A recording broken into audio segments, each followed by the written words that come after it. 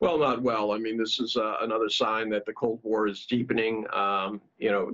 It's obviously politics and economics are pursuing divergent paths. I mean, Wang Yi has just finished over a year-long period visits to the 10 ASEAN countries, and now you have the U.S. injecting colonial power, Great Britain back into the situation. As Nathan said, this is not going to be welcome. Shades of colonial past, etc. But politics is more important than reality in many of these countries. You have Scott Morrison; he's obviously defending his anti-climate change coal policy, and you also have, he has another political kerfuffle involving some sort of legal blind trust and one of his ministers, and then you have Boris, who's reshuffling his cabinet. These will come as a welcome distraction to both of these leaders, but I don't know how it kind of improves things. That right now it looks like the U.S. is repeating the kind of circus it brought to the Middle East and Afghanistan and trying to move it to ASEAN. So what about the timing and the optics with this coming shortly after Biden initiated this phone call with President Xi? Well, this is the curious part. Because Biden was the one who initiated it, he obviously knew this was coming. I don't know if he was trying to assure them that this is just political rhetoric as he's ramping up for his midterm elections and wants to take this kind of tough on China card away from the Republicans.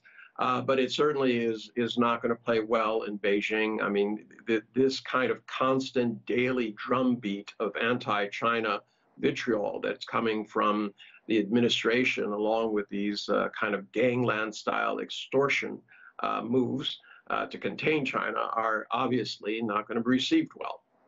So this is all taking place just before the Quad Leaders Summit, which Nathan alluded to. Biden's going to be hosting that in Washington, D.C. He's also talking about coming up with something that would rival the Belt and Road Plan. What do you expect to emerge out of this summit, and how does this play into, one of the criticisms every time I travel to China that people talk about when it comes to U.S. foreign policy, that it just seems like it's an attempt to contain the rise of China?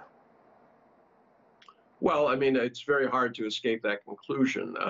You have to watch what people are doing as opposed to what they're saying.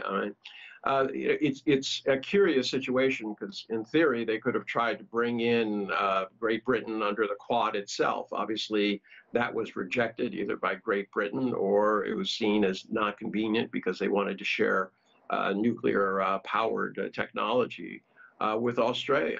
So, at this juncture, people in China are looking out. They're proud of their country, what they've been able to accomplish in 40 years, and they see this constant attacks.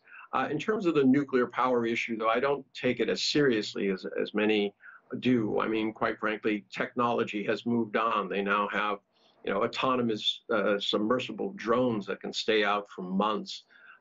They can be, for the same cost of a nuclear submarine, they could be blanketing the ocean with thousands of these things, making it virtually impossible to use submarines effectively into the future.